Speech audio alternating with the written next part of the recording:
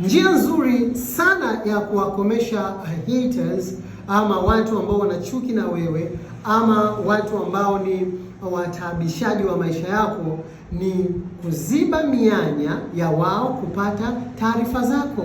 Stop access to them. Jitoe. Hakikisha ya kwamba hawajui kitu gani kinaendelea kwenye maisha yako. Usiwe mtu wa kuongea mipango yako kwa marafiki ambao wamejiweka kuhakikisha ya kwamba hautoboi na kufika popote.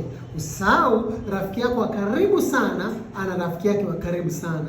BFF wako ana BFF wake mkubwa sana.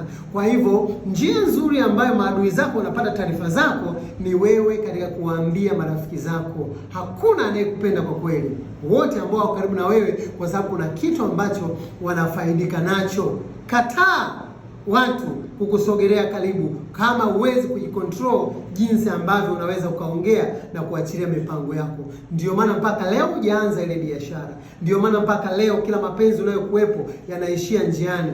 Ni kwa sababu una kawaida ya kuwaambia maadui zako vitu vyako. Ukishakuwa mkubwa, maadui zako sio wale waliokununia. Utakapokuwa mkubwa, maadui zako ni wale wanaokuja wanacheka, wana smile, wanafurahi. Njia ni rahisi sana kuwa peke yako. Wewe ndio chagua watu wachache wa kuwa nao wanaoendana na lengo kubwa na jambo kubwa ambalo Mungu amekupa maishani mwako. Nenda ukastahi sana. Nenda ukafanikiwe sana katika jina la Yesu.